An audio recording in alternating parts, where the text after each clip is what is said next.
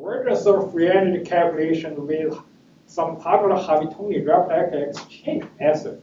And I'm lucky, I'm the fourth one give the presentation because Chris, Yakima, and Brian, and they already give very comprehensive interpretation about free energy, thermodynamic theory, thermodynamic cycle, kinetic theory, and those general problem and some popular solutions. So today, I don't give those concept interpretation anymore, but only focus on techniques and how to run the simulation, how to solve some problem, or how to apply biasing potential to accelerate your free energy convergence.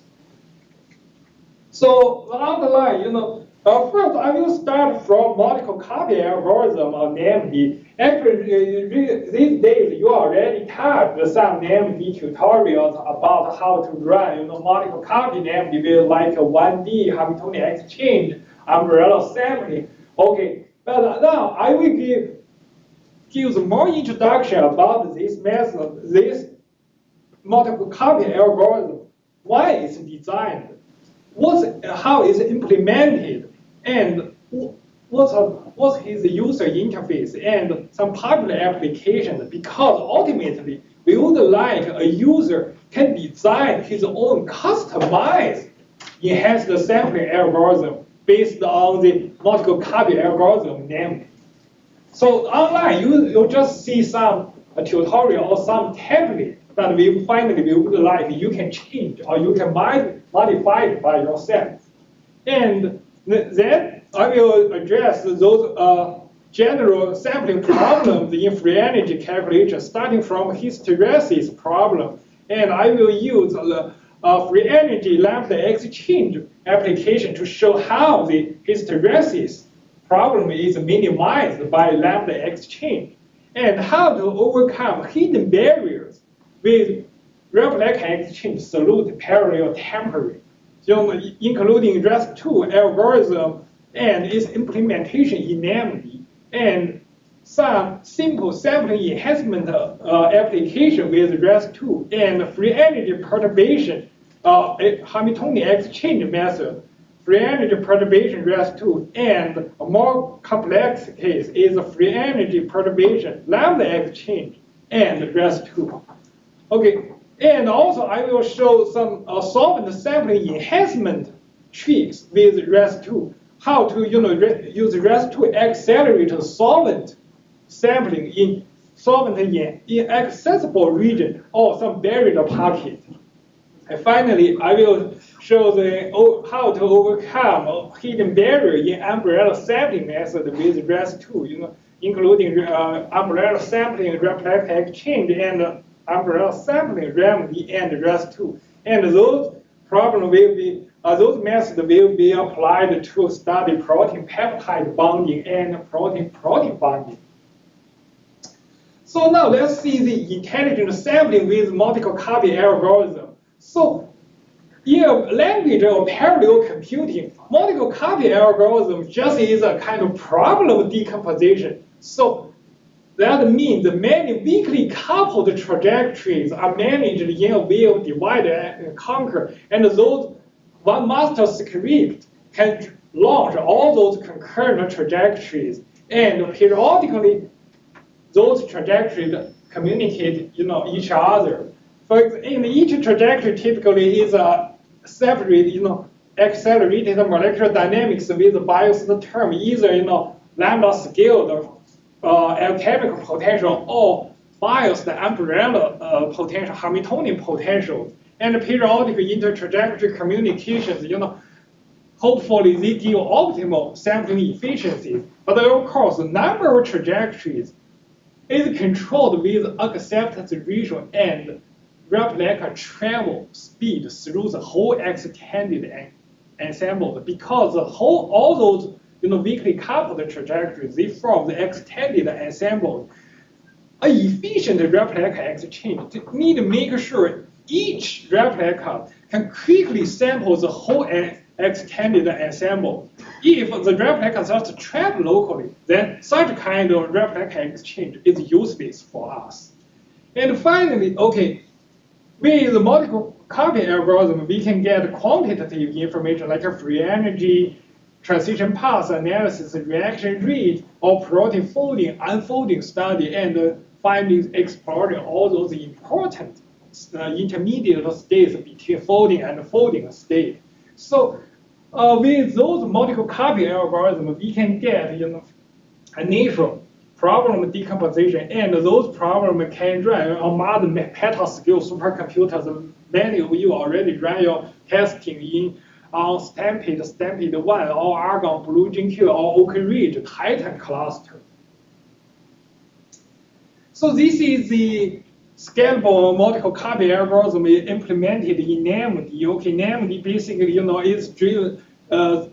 The communication of NAMD is controlled by charm++, and in multiple copy algorithm, a whole charm++ runtime system is decomposed into many local communicators, and each local communicator supports one independent NAMD instance.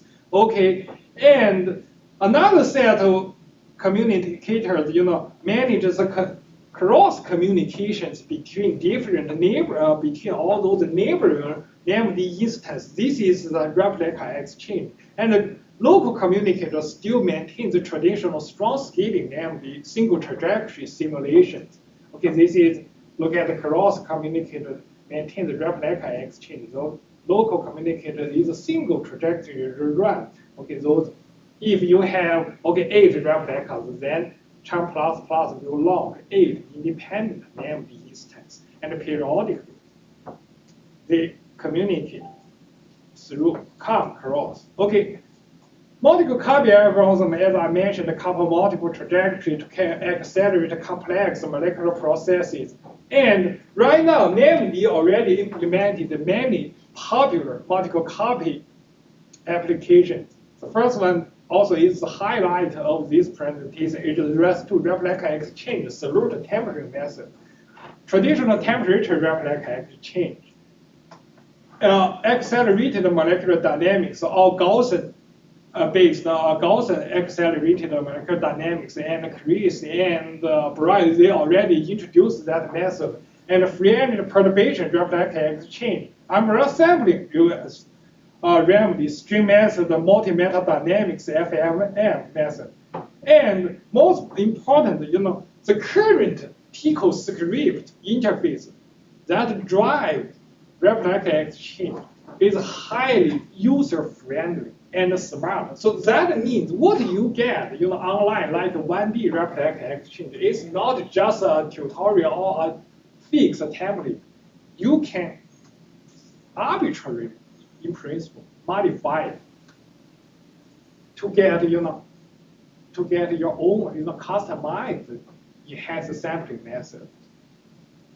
And okay, so because this TICO script is communication enabled, and ultimately in the lowest level, all those communication, TICO function actually, essentially is a charm++ communication function. So that means this TICO script itself already is parallelized and is smart. So now let's see some science concerns. So major sampling difficulties and some general solutions in free energy calculations. Hysteresis is always the first sampling issue in Mount free energy calculation. You can imagine, basically the basic model of free energy calculation is always, we have two end states, start state, final state, and between these two states, we deploy a large number of intermediate thermodynamic states, and all neighboring states, we have pretty close some parameters, either scaling parameters or temperature parameters. However, in principle, in reality, we can never deploy an infinite number of intermediate states. We always, because due to the limitation of computing resource, usually we can deploy maybe 10 or 20, 30. That means, in reality, the thermodynamic transition rate from state I to state I+1 rarely equal to the transition state from state I+1 to state I. So that means the bidirectional transition rate is not equal. So this is how the hysteresis problem comes from a numerical understanding.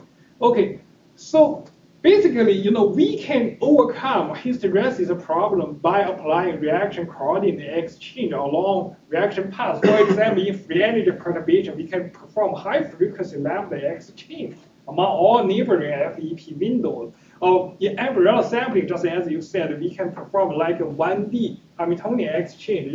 Each umbrella window has its bin location. We can let them exchange the bin locations.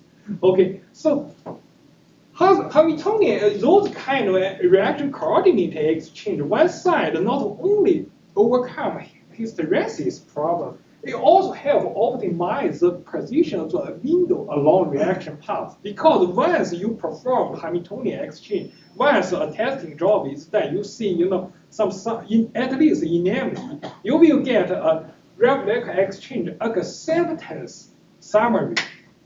For example, replica 0, 1, the acceptance ratio, for example, is 10%. 1 and 2 is 20%. 10 and 3, for example, you get 40%. Usually, if the one replica pairs get too low acceptance ratio, for example, well below 20%, then we can say, okay, they are too far each other.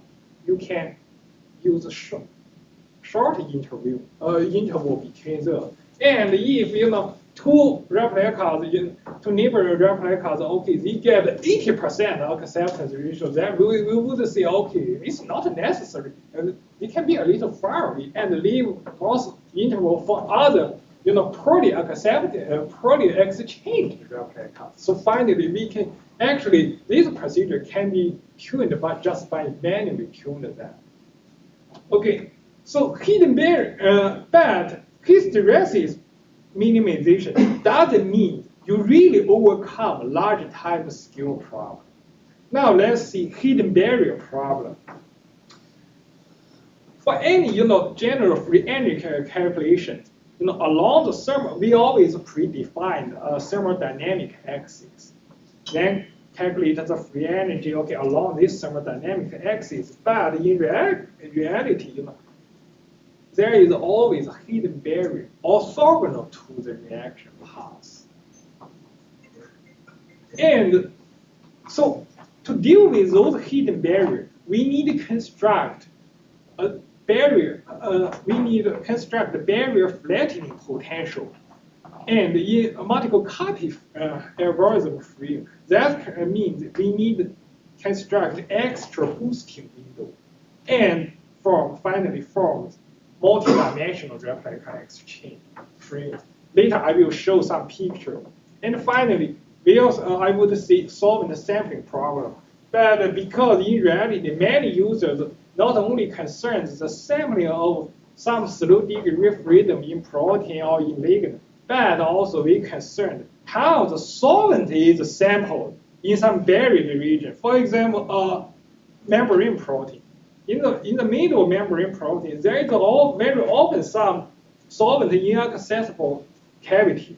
And in protein bonding interaction, there is very often some buried bonding pocket. The solvent is very difficult to enter that region. So in that case, the general method is a grand canonical Monte Carlo method. In that case, Monte Carlo method just randomly insert some water molecules into that buried region and use detailed balance and metropolis Monte Carlo, to decide if these water molecules should be here or not. This method is a strict method, but is run extremely slow.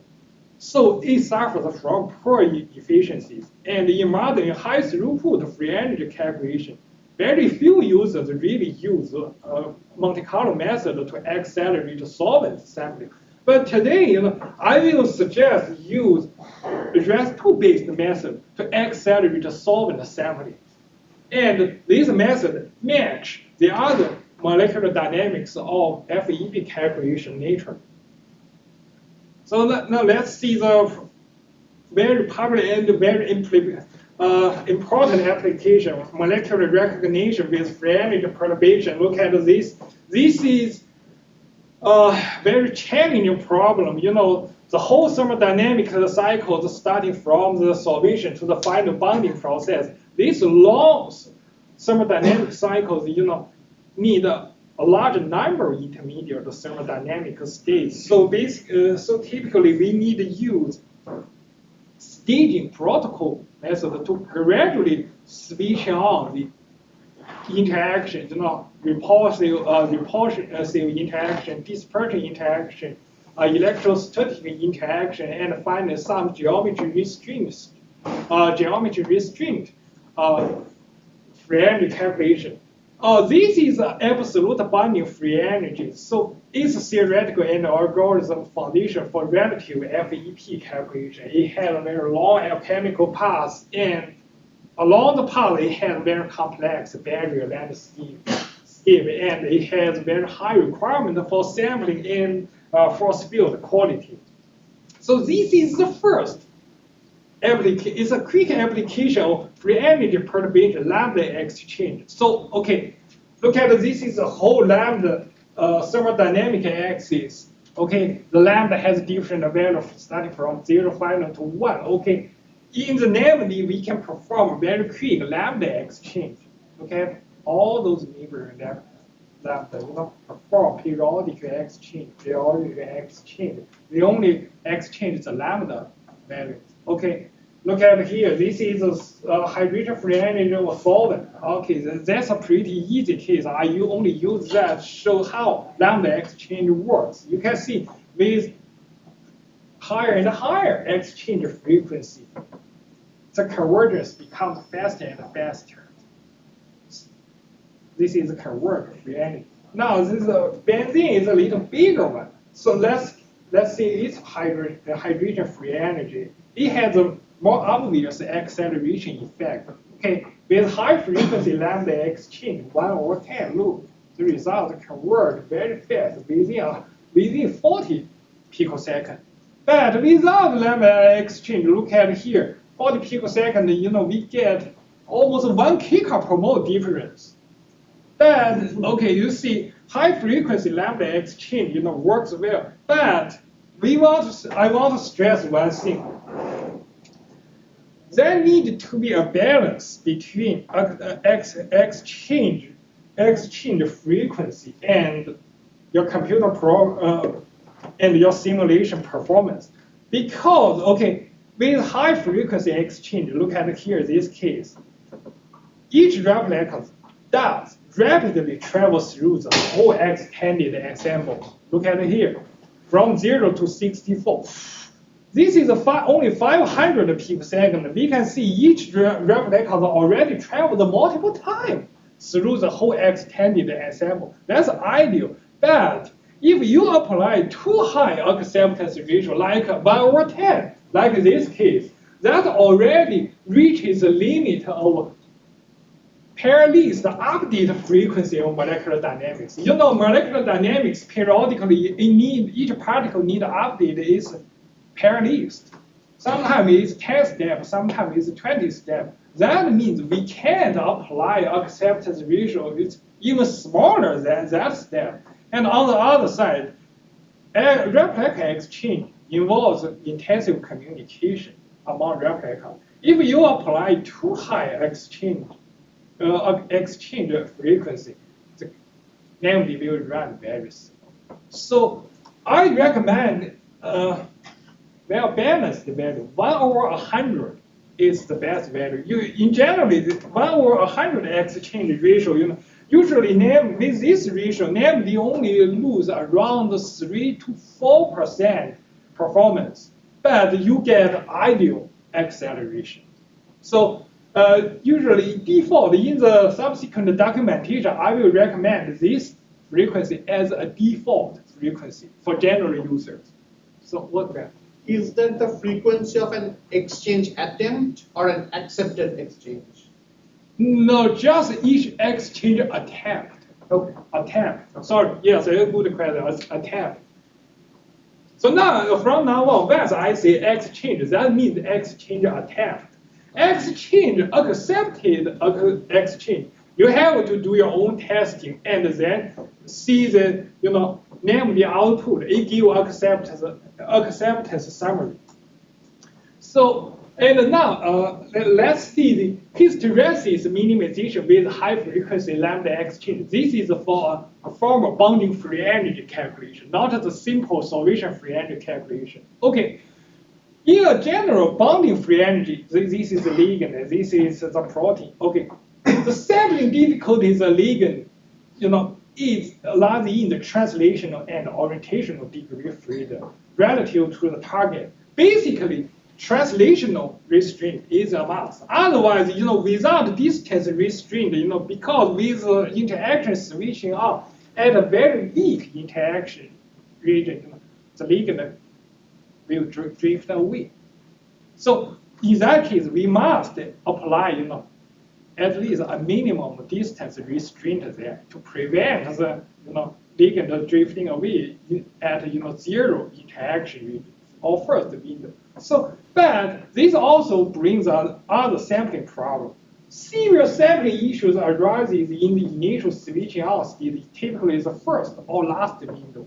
In absolute bonding free energy, that occurs in the first window, where all interactions between ligand and protein is turned off. In relative free energy, both the first one and the last one window have sampling hysteresis issue, because in that case the ligand can take any kind of bonding mode, and general MD FET simulation is unable to deal with that. So that means the traditional people have to apply many kind of geometry restraint to fix the relative motion between the ligand and the protein. And for example, R theta phi, this is a translational degree restraint, and orientation R alpha beta gamma restraint.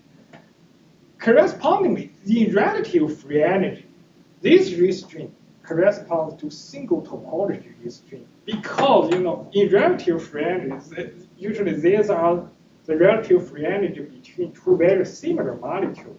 Single topology, assumes, okay, as they are pretty similar, then they should share identical coordinates in each thermodynamic window. This is a pretty aggressive assumption. So, and also requires the molecules must be very similar. Otherwise, this assumption is pretty wrong. So now I want to see only keep the minimum translational restraint, but we turn on lambda exchange. How? The bonding pose is sampled by lambda exchange. Look at theta and phi. This is the two angles in the translational degree, translational restraint. Without lambda exchange, we can see, obvious MD trajectory.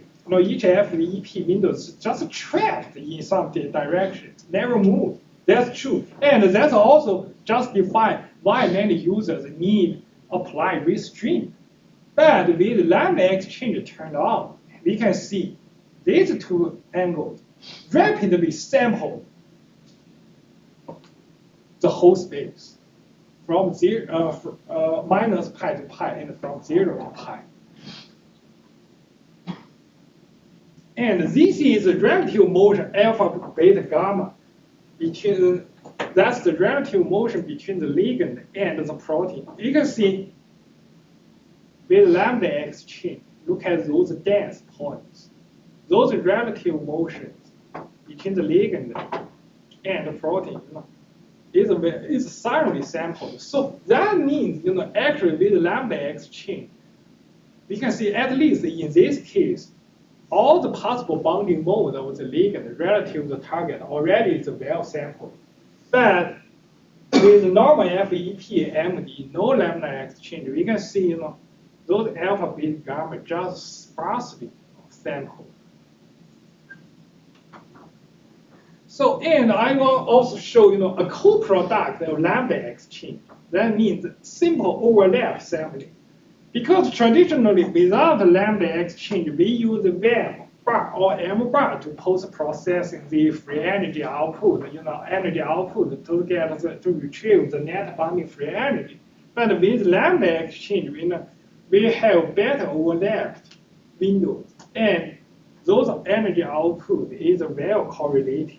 So, and for at each replica exchange attempt, we get instant output of bidirectional potential energy. You can see V lambda x1, V lambda plus delta lambda x2, and V lambda x2, V lambda plus delta lambda x1. So, and these, we have these, for each exchange attempt, we have these 4 terms in hand. So, simple overlap sampling, or SOS, is a handle choice.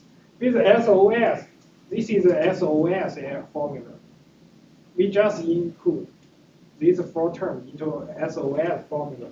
They give identical result with RAM and bar. So this Hamiltonian lambda exchange provides a very convenient route to post-process your free energy values instead of using very complex post-processing method. So this is the application of absolute bonding free energy. We studied the thermodynamics of bonding biomass to cellulose. And these are a few industry interested industrial biomass.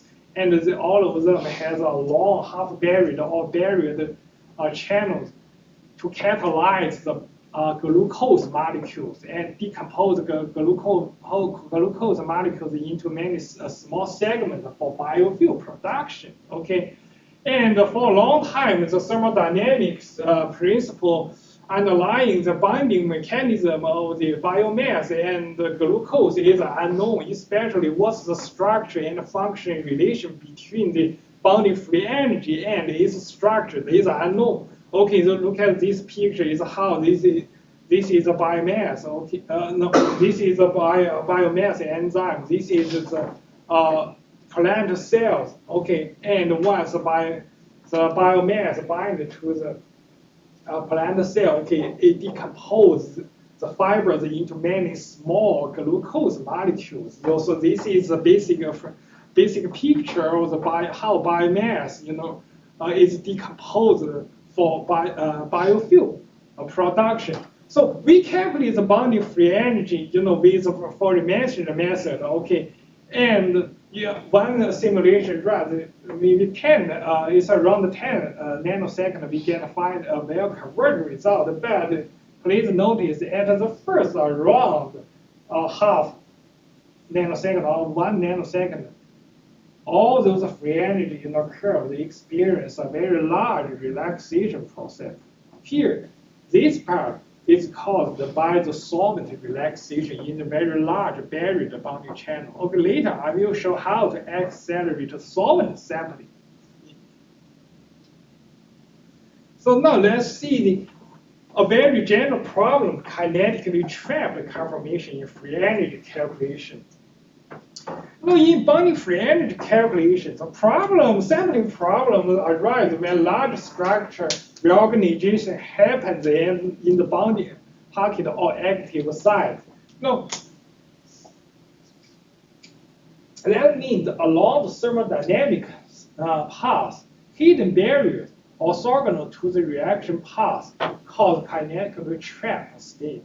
So the bonding mode can be trapped in a local state for a long time and beyond the normal time scale of FEP MD trajectories. So for this kind of problem, because we know FEP already is very expensive, so any normal acceleration mechanism or algorithm must be very economic and efficient. So therefore, we need to construct the efficient flattening potential, and this implementation should be very quick and convenient. So this is a very typical example of large conformational change for bonding free energy calculation. This is a binding of large aromatic molecule to T4 lysosome L99A mutants. This is the ligand. And at the bonding pocket, the valine 111 residue receives a large conformation change from gauge state to trans state, and in real FEP MD simulation, the trans state, the rotameric state of valine 111 always stayed in trans state, it never returned. So as a result, the calculated bonding free energy with various of charm or amber force field always overestimate the bonding free energy around 2 kcal. So now let me show you how to apply accelerated MD to overcome this problem. Now let's see replica exchange solute temperature method. This is a pretty quick and easy implemented method. Okay, in RES2, all replicas are run at the same temperature, but the potential energy for each replica is scaled differently. With RES2, it lowers the energy barrier of small groups atoms. Usually, those small group atoms, contains the slow degree freedom of interested regions. For example, if like this case, valine 111 it has very slow degree freedom, then RES2 will just target this target its side chain. Okay, and they implement because it only targets a small group of atoms instead of the whole atom. So it has much significantly higher exchange efficiency than traditional temperature exchange. So in these days, already very few people still use temperature exchange unless, the system is pretty small or some mini peptide. In that case, you can still use temperature exchange. But for those large systems, is not convenient anymore. So the implementation of RES2 just a simple parameter rescaling, not charge, bonding, and non-bonded interaction. You only apply square root to the corresponding charge or van der Waals parameters. And the replica exchange of RES2 is controlled by standard Metropolis Monte Carlo, which strictly satisfy detailed balance. So that means that during replica exchange of RES2, the physical replica always receives a physical configuration and which satisfies the Boltzmann distribution. So, and a user can, because with RES2, a user can adjust the rescaling degree, the rescaling strength, namely the SPT prefect value, and it's straightforward to implement. Currently, there are already multiple versions of RES2 in GROMAX, CHARM, and also some other, in-house molecular dynamics code. And now it's the most popular Hamiltonian exchange method. RES2 in memory, we have a generic version named RES2 in memory. It's free end user preparing customized input file. In the other versions of RES2, like GROMAX and Desmond on the CHARM, in that case, a user have to manually change the input parameter file. They need to redefine the new parameter file like charge or van der Waals part for the RES2 atoms. In that case, that's pretty messy, and often users doesn't know how to do that. But in AMD, we do that in source code level. So a user doesn't need to do anything. A user only needs to know which atoms you are interested in or you want to accelerate. You just use a VMD, open that PDB file, blah, blah, blah, select the B column, if atom from 1 to 100 are slow degree from our interested atom, then you just set these 100 atoms, the B value is 1. Other values is 0. That's it. Then AMD will automatically recognize that and only accelerate these 100 atoms. So the communication master, still use that standard TCO template, it's pretty much the same as you already touched those 1D Hamiltonian exchange, 1D umbrella assembly exchange script, and communications. Actually, these script as simple as a simple temperature replica exchange script. And this REST2 implementation is a generic implementation, so it's ready to employ along with other free energy methods like FEP or umbrella assembly. So now let's see a simple application with REST2. Just study protein folding and unfolding transition. This is a AAQA residue peptide. It has a totally 15 residue, around 180 atoms. Okay. We can see, with REST2, okay, I apply REST2, to the whole peptide and use the explicit solvent, totally 16 replicas. And the effective temperature range is, the effective temperature range, 300 to 600 K. 300 K effective temperature means the rescale parameter is 0.5 if room temperature is 300 K. So only with 16 replicas, I get acceptance ratio 500%. It's much higher than traditional temperature, far more than traditional temperature replica exchange. You can see, we start a simulation from a very challenging case. Look, the protein is completely unfolded. After around 100 nanoseconds, look at here. Look at the alpha helix content. The system already entered, folded to unfolded transitions. And the average value is in good agreement with the experiment value, alpha helix. So look at this unfolded, folded, folded. This is almost fully folded, partially folded. Okay, this case, especially I want to stress, unfolded state. Usually, if you most unfolding transitions start from folded state, that's easier to do. From folded state, then to unfolded state, that's relatively easier to simulate. But we start from very challenging case. Okay, now let's see a very large protein folding and unfolding with explicit solvent. This is estrogen receptor. It's a very well-known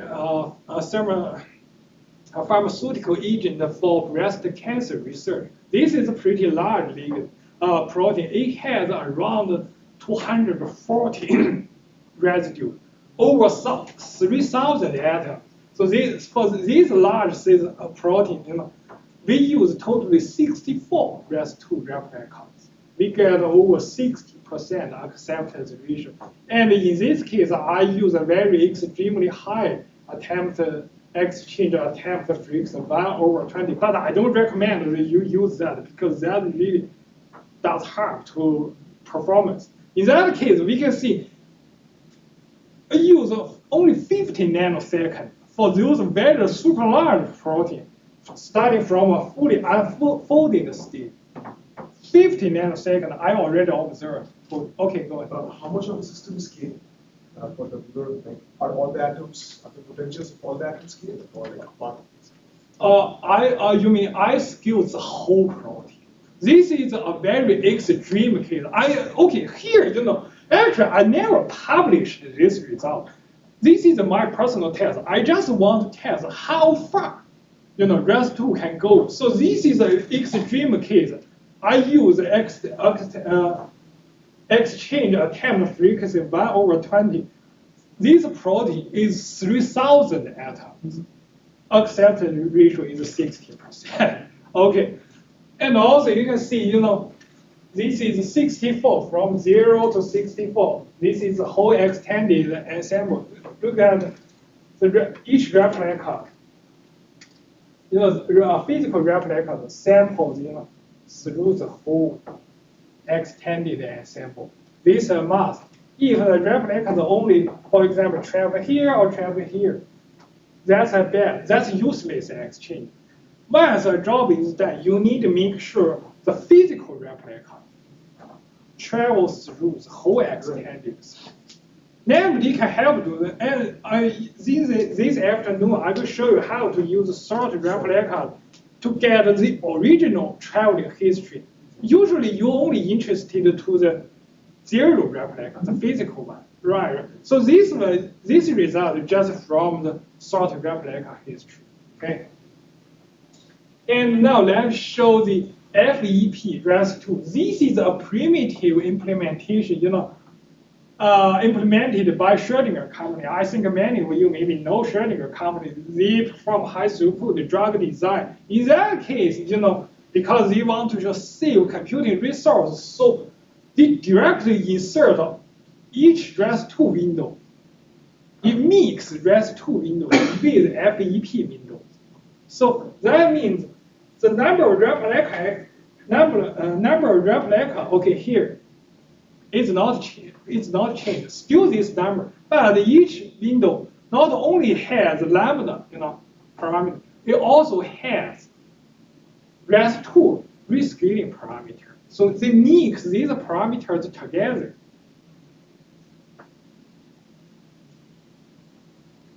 Okay. In this method, okay, only the two end windows has physical, has unscaled REST2 value, and the middle one has the highest effective temperature. So this is a cheap solution and pretty easy to implementation. And the user yourself, after I give you the REST2, REST2 script, you can just manually, implement your own version. I will show you how to, by yourself, change the script. And but in this method, the thermodynamic axis is contaminated by root mixing REST2 and FEP. Because free energy perturbation, okay, FEP, alchemicals, thermodynamic axis is secret. You cannot lightly, contaminate it. Otherwise, you get very biased free energy. So as a result, in this primitive implementation, the user has to carefully control the heated region to minimize those biased effects. If in this method, if there are 100 or 200 of REST2 atoms, finally the getting the net binding free energy is garbage because it's totally biased by REST2. And now, but anyway, from sampling aspect, it works somehow. Look at it here. And I already mentioned, okay, in this case, the gauge state, the trans state during bonding insertion process, and MD simulation always trapped in trans state. And with this primitive REST2 method, you can see some transition from trans state to gauge state for the first window. Anyway, it accelerated the sampling to some degrees. So now let me show the orthogonal implementation of FEP remedy REST2. Okay, always as usual, the two end states usually have the deepest hidden barrier. This suffers from the longest time scale problem. So now we only apply REST2 replica to the two end states. Okay, this is for relative free energy calculation. But for absolute bonding free energy calculation, only one side is enough. You don't need to consider the other side. Okay, and those three or four REST2 replicas, okay, they keep 0 lambda value. This lambda is the FEP lambda parameter. And the REST2 rescaling parameter, you can say, okay, half, this is corresponds to 600K or some other values.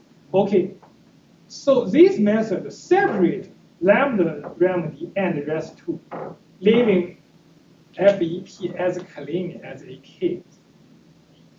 And also, a user can adjust the number of REST2 windows with the size of heated region. Empirically, if the heated region has just a few tens of atoms, 3 REST2 replicas is enough. If Usually for bonding free energy calculation, the heated region usually is not that big. Typically, 100 atoms is already big enough. So in that case, you can just apply 3 or 4 res2 replicas. So it needs slightly more parallel computing resource in reality. So this is a comparison, efficiency comparison between the new FEP remedy res2 method and Schrödinger's FEP res2 method. The example is P exceeding T4 lysozyme. I already mentioned that, annoying system. Look at this is a valine 1,1 degree freedom. Look at it here. It already lied down due to the ligand insertion. This is a big change over rotameric state. What we want to see is during the FEP calculation, a real sampling should be, this rotameric state should go back, should stand up instead of lie down. In normal MD simulation, it always lie down, never return back. But now we want to see how it stand up. This is this FEPH remedy is a very old method. It works. In that case, we construct free energy PMF-based flattening potential. It works pretty efficiently. Look at here. The trans state immediately go back to the physical gauge state. In this picture, that means it immediately stand up. But this method is based on, as I said, is based on PMF calculation. It only has academia, meaning, in reality, we can't expect all users, given a new system, they calculate PMF, then predetermine the flattening potential. So that's not flexible. So res2 with res2, you don't have to do that. You only need to say, this part, this value 111 is slow degree freedom. Then I apply res2 to it. In this case, we can see with FEP remedy res2. Also, the state immediately goes go back from trans state to the gauge state. This is the first. This is the problem window. With the interaction, FEP interaction switching on, you can see the population between the trans state and the gauge state gradually evolves to the final hollow state. This is, a real, converged sampling. Otherwise, if just with a normal FEP MD simulation, almost all those windows still take the confirmation of, 24th window. Always trapped in the original hollow state, no sampling at all. But now you can see that's natural evolution from apple to hollow state. And now let's see another problem. It's also very, very, long-standing challenging. Sometimes this problem, the difficulty is not less than free energy calculation. Solving the acceleration with simulated annealing method. These are two challenging systems. This is camphor P450 bonding complex. This is the ligand. This bonding complex has a completely buried bonding particle. Just with the normal MD simulation, the solvent always is excluded. Almost no chance to enter the bonding particle. This is KCSA ion channel. It has a large cavity. And this cavity in principle is very difficult for solvent to assess that. And all these, but in real, either PMF calculation or free energy perturbation calculation for bonding free energy, we need to have a very thorough solvent configuration sampling, because for both of these cases, solvent plays a very essential role in the bonding of molecular recognition process. So traditionally, we can just run a grand canonical Monte Carlo method, to accelerate the solvent here. Insert the solvent here, apply metropolis Monte Carlo, say, okay, if it's good or not. But this is pretty, as I said before, it's a pretty slow process. In this case, and all further, we also need many solvent configuration. Because in MD simulation, we cannot only prepare one snapshot of solvent configuration there. Because the solvent also need fluctuate. We need to prepare many snapshots for the solvent configuration. Then MD will start from this solvent snapshot. Monte Carlo method is too slow and very often doesn't match MD trajectory on the flight. So that means once you run a Monte Carlo simulation, you have to stop and restart the MD simulation. This is a pretty, it's a pretty slow and low efficient procedures. And temperature reflex exchange doesn't work efficiently with explicit solvent. You see, for general MD simulation with explicit solvent, we can have a few tens of thousands solvent molecules or atoms. In that case, temperature reflex exchange doesn't work at all. No exchange, no acceptance ratio. So now let's see MD alternative. I try to meet, construct a hybrid of simulated annealing and rest 2 for solvent acceleration. As there are a large number of solvents, it's very difficult to apply reflex exchange. Then we can, directly rescale the potential energy to accelerate the slow degree freedom, then gradually lower the temperature to let the solvent relaxation go back to physical state. So we have 2 options to rescale potential energy. The first one is scale potential energy solvent with other atoms fixed, or only scale protein atom at the bonding pocket. The first one, we fix all proteins and only scale the solvent. In that case, the solvent becomes very hot. And when we apply NVT simulation, then the solvent rapidly fills in the whole bonding pocket. But this method is pretty straightforward to do, But the thing is, solvent also can penetrate into some other physical region. So the second one, only scale protein atoms at a buried bonding pocket, like here. The long tail only scale here.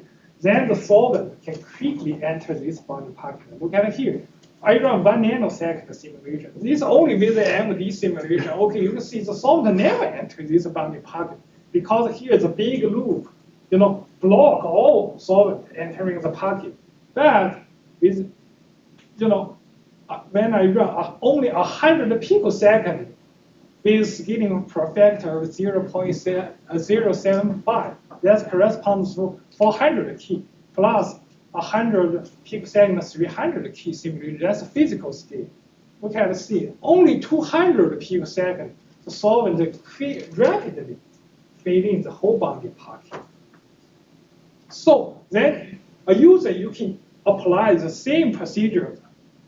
Here doesn't involve any reflex exchange, only a single trajectory. You only change the REST2 rescale parameters on the fly. For example, every 100 picoseconds, you change it. Finally, you finish the solvent relaxation.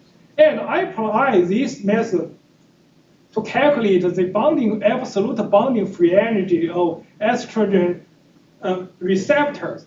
This is a few popular, experiment measured ligand. You can see with this method, I get a very good, absolute bonding free energies compared with the experimental result. But without this solvent acceleration, all the calculated bonding free energy is extremely negative.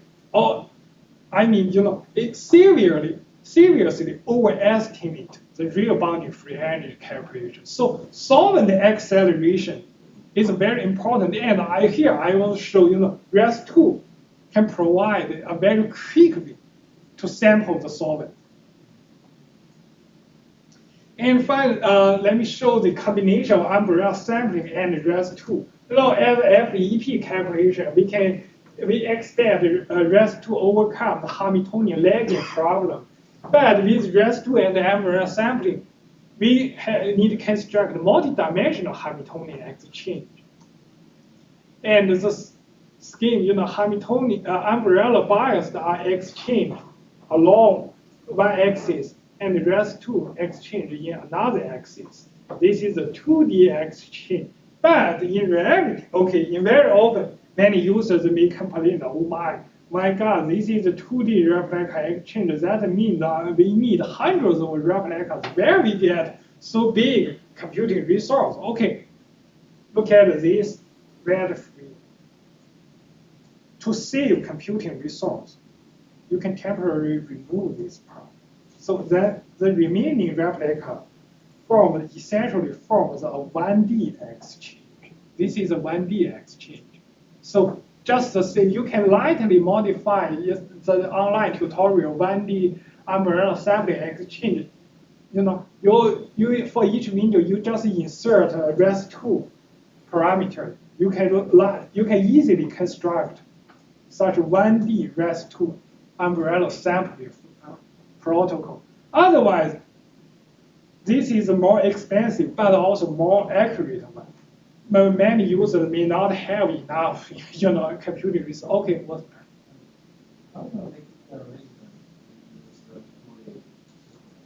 Oh, you mean this one? This one? Yes, we have so.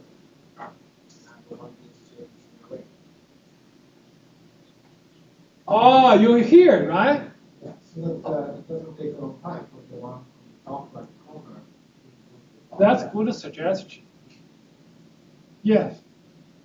You can do that because now, our TCO secret interface, online enabled, that's communication enabled. A user, yourself can change the communication pattern. You can not only, flexibly set various, biasing parameters. You can also change the number of replicas and change how they communicate with each other. Because all those lowest level communication information already is encapsulated within NAMD source code. So a user, you can just freely use that. This is an application of binding a peptide to SH3 domain of kinase. Peptide protein binding, interaction or protein bonding process is a very challenging case, as Chris Sheep already gave lots of interpretation, lots of hidden problem in there. Here, this is a relatively easier case, peptide bonding to SH3 domain. You can see, in this case, we apply RAMD and RAMD REST2 method, the two separate method. With RAMD, we have 32 replicas. With RAMD REST2 method, we have 128 replicas. And all side chain atoms that are within 4 angstroms from the peptide. Look at those red color regions. That means they are heated, are selected for temperature. And the temperature is 400 K, not much. And we can see, this is a calculated PML. Dark one is the RAMD method, red one is REST2. We can see, REST2 shows quicker convergence, much smaller fluctuation, the PML, than the normal lambda exchange method. And finally, I'm going to show quantifying protein bonding friendly entropy calculation, but this case with REST2, basically, you use 6 collective variables used to constrain orientation theta phi percent and the translation are theta phi. Our system is a Brownese bar star system. But we observe because Brownese interface is plastic, and so it's selected as REST2 temporary. So totally we have 255 umbrella windows along the path and 8 REST2 replicas per window. So totally we have 40 replicas.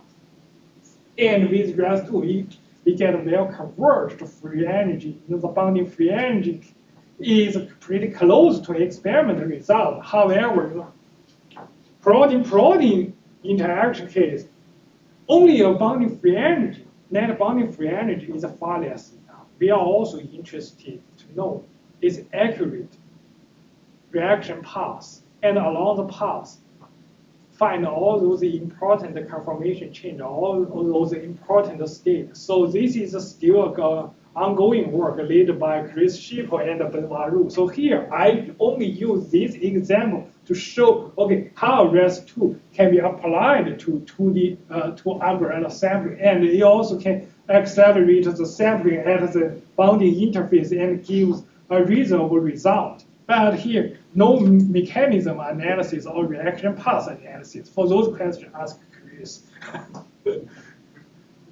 Okay, so this is a summary. So basically, we can build, we can set some kind of restraint free energy, bounding free energy calculation with high frequency lambda exchange. And also it's straightforward for relative free energy calculation. That's a kind of hybrid. NAMD already has a hybrid single door topology protocol there. And we also construct, a hybrid simulated annealing and REST2 accelerating solvent sampling. Once REST2 and umbrella sampling are combined together, they form the multi-dimensional replica exchange. But a user can remove a large number of bias potential, to save computing resource. And in the future, we also, combine REST2 with self-adaptive biasing force and metadynamics method with REST. So, okay, and the question. Okay, I have a lot of questions. Okay, so no problem. So then, can you comment a bit on the reweighting scheme? Or do we at all, after sorting and counting, would we use REST? What's again? On the reweighting scheme, we need a reweighting scheme to extract. No, we don't need a reweighting. Why would that? As I said, let me show you. Yeah, so we are biasing. This is a metropolis from the column, or detailed balance.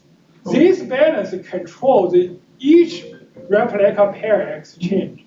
So with this exchange, so we don't need any reweighting.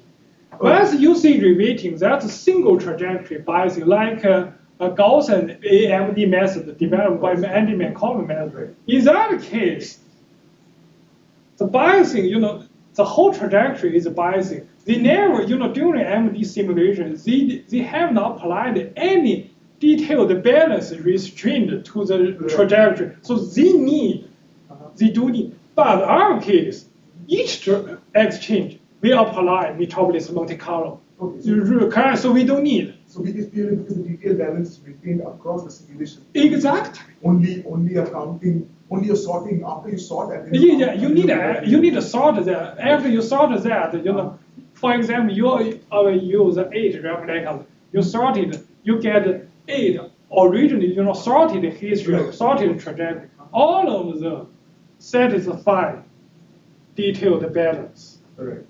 But they just are in different, biased state. Okay. So that was question. Question 2 is when we couple this with the free range perturbation, like when I normally do molecular dynamics free range perturbation, we use these constraints, we use the 6 different constraints to kind of find the absolute free range. So you commented that we don't need that. You only need to apply very big distance restraint. Okay. That distance restraint is a piece of cake. You can just use VMD. VMD immediately tells you what's the distance, central mass distance between ligand and protein. Then you use that value. Okay, that's it. So the No. You don't need that. Okay. But umbrella sampling, you need that because that's reaction path problem. For alchemical, for FEP, you don't care, reaction path. You just want to get the accurate net binding free energy. Exactly. Okay, yeah, that's different. And final question is then basically the transitions from one conformation, as we showed the Gauss transition. So the pathway doesn't mean much, right? It's the free energy that comes out. Or Free energy also change. Fall also is our effect. Yes. So look at here. Find, I get the boundary free energy is a negative 5.5 kcal per mole. Almost the same with the experiment result. Exactly. But just with normal MD simulation, okay, without, they never get those sampling. All those windows always give the same, rotameric state, no sampling. In that case, I get a very overestimated boundary free energy. It's almost 7 kcal minus 7 kcal per mole. Right. The question is like the transformation that I see during a simulation from going from one state to another. You have to observe that. Yes, that is You not a right path. Like I'm not getting a right path when I see them. You need to have TICO plugin to post-process that. Okay. I have some, I will show you how to do that. Analyze bound distance, angle, dihedral distance, RMSD distance, how to use a TICO plugin. I will give you guys, so after this presentation, I will upload that into NAMD directory, NAMD source tree, and then write a documentation that how, you use that. How to use that process, trajectory, analyze the rotameric state change or IMSD distribution, something like that. Okay. Any questions, welcome.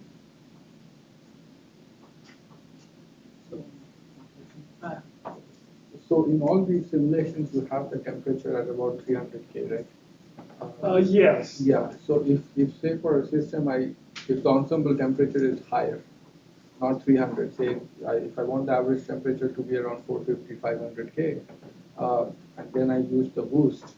Oh, they are orthogonal. They don't affect. That's no problem. So you recommend to put the boost only on the heavy atoms or on all the atoms?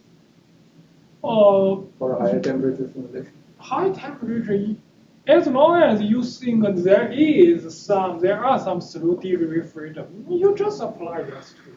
You don't need to care, what the room temperature is. You don't need to care.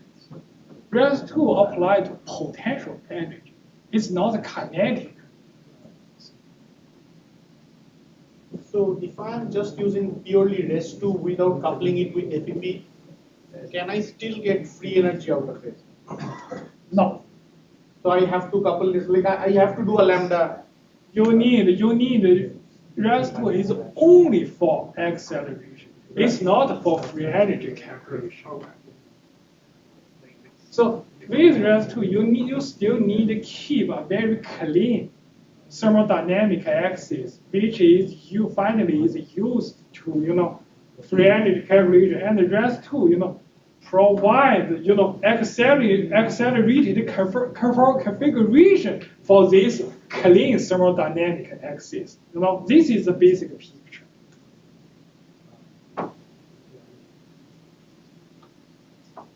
Okay. Can I combine the REST2 to the Hamiltonian refractor exchange? Yes, yeah. That's also I already showed that. Yeah. Look at this is the example. This is a example. So it's a 2D. This is a 2D. You can reduce it to 1D. Like this case, remove all those replicas within that red frame. Only keep the outer one. We form the 1D case. That saves lots of computing resource.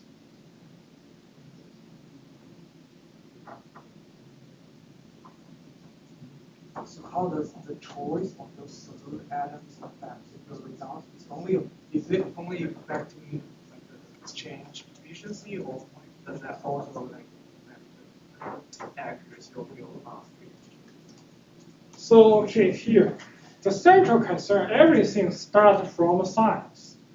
Once you get a new problem, for either protein folding, unfolding problem, or membrane protein signal problem, or boundary free energy calculation problem. So first thing for user to do, even without REST2, you need to decide where is the interested region. which region has slow degree of freedom, and or which region could cause a problem for you. Okay, first you detect this region. For example, you say, okay, these 5 residues make problems. They are bottleneck. Then after that, you apply REST2 to all those 5 residues. Okay, this is the second step. Third step, you need to run some short tests. Like maybe just run temp, because after you apply REST2, you need to select, you need to set the effective temperature range, and you need to set how many REST2 replicas you use. How you know they are optimized or not? Then you need to run some quick test. This quick test is very short, 10 picosecond is enough. Then you see this summary. Then we will give you a summary for all neighboring replica pairs. What's the accepted ratio is. Empirically, I would recommend you need to guarantee at least 30 or 40% acceptance ratio. No one said 10% is bad, but too low acceptance ratio, that means you get much less, acceleration.